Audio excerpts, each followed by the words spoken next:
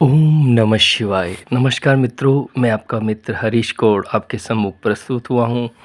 आप सभी लोगों को शिवरात्रि की ढेर सारी शुभकामनाएं। फागुन मास की द्वादशी तिथि और 1:10 रात्रि के बाद त्रयोदशी तिथि का आगमन होगा।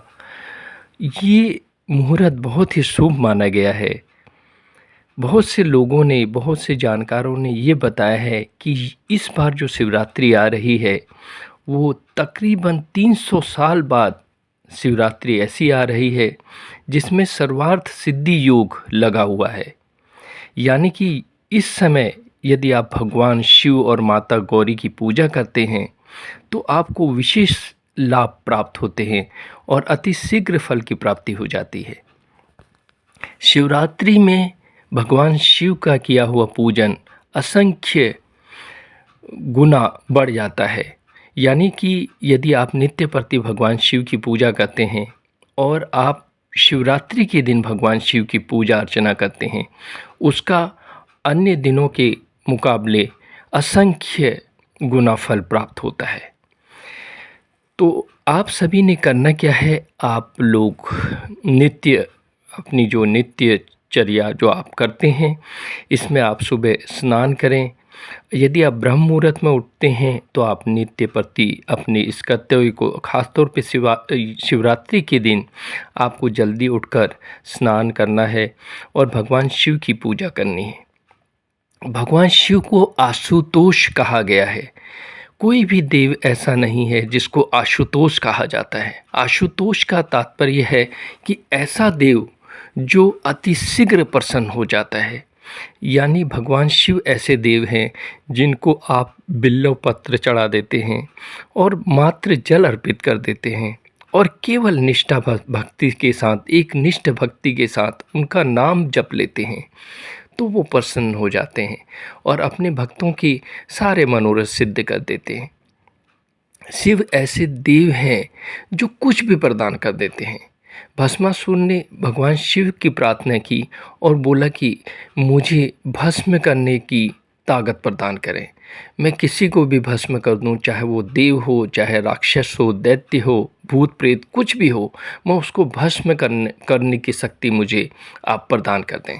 तो भोले बाबा ने 1 मिनट की भी देर किए बिना तथास्तु कहकर उन्हें वो शक्ति प्रदान कर दी।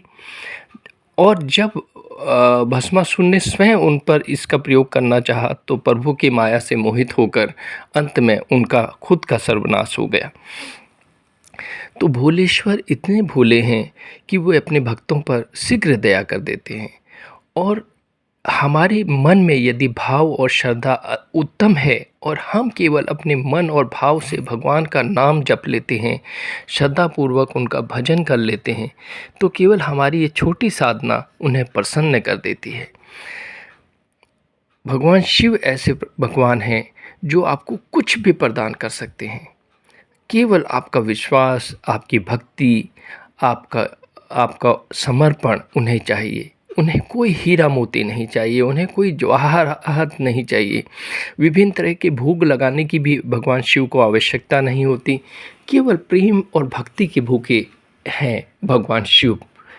इसीलिए उन्हें देवाधिदेव कहा जाता है। जब भी संसार में, जगत में संकट उत्पन्न होता है, भगवान शिव भयंकर से भयंकर संसार की रक्षा के लिए कठोर से कठोर विषपान करके नीलकंठ बन जाते हैं। ऐसे देवेश्वर परमेश्वर को सदैव सभी देव प्रणाम करते हैं। भगवान शिव को सभी के लिए समान रूप से श्रद्धा और भक्ति के साथ सभी को वर देने के लिए तत्पर रहते हैं। इसीलिए सभी देवता, सभी भगवान, पशु पक्षी, भूत पिशाच, नाग, असुर, किन्नर सभी भगवान शिव की पूजा करते हैं। उन्हें मालूम है कि भगवान शिव को यदि वे पूर्ण रूप से भक्ति से अगर प्रणाम करते हैं तो वो निष्पक्ष रूप से कुछ भी प्रदान कर देते हैं। भगवान शिव को शाप ताप से मुक्त बताया है। बहुत से ऋषि ऐसे अहंकारी ऋषि रहे हैं जिन्होंने मिलकर भगवान को शिव को शाप देने की कोशिश की, लेकिन वो शाप व्यर्थ गया और उसका असर उल्टा उन पर हो गया।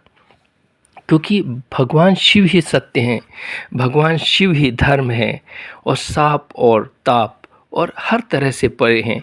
भगवान शिव ने शस्त्रों की रचना की, भगवान शिव ने ही गायन की रचना की, भगवान शिव ने ही नृत्य की रचना की और सभी देवी देवताओं को सुसज्जित करने का कार्य भी भगवान शिव ने किया। भगवान शिव ने ही सर्व ग्रहों की रचना की, पूरे ब्रह्मांड की रचना की। इसलिए भगवान शिव को सर्वेश्वर, महेश्वर, देवेश्वर, योगेश्वर, भूतेश्वर कई सारे नामों से जाना जाता है। आप सभी को शिवरात्रि की ढेर सारी शुभकामनाएं। केवल श्रद्धा भक्ति के साथ भगवान शिव की पूजा कर लेने मात्र से भगवान शिव आपके कष्टों का निवारण कर देते हैं। कोई भी असाध्य रोग यदि मनुष्य का है और उसकी पूर्ण रूप से श्रद्धा और भक्ति भगवान शिव पर है, तो उसका वे असाध्य रोग खत्म कर देते हैं। कोई यदि ऐसा देव है जो हमारे जीवन पर तो कंट्रोल करता है, लेकिन हमारी मृत्यु के साथ भी वो हमारे साथ रहता है, हमारी आत्माओं को तृप्ति प्रदान करता है, तो वो केवल देवों के देव महादेव हैं। इन्हीं शब्दों के साथ मैं अपनी वाणी को विराम दूंगा। नमस्कार।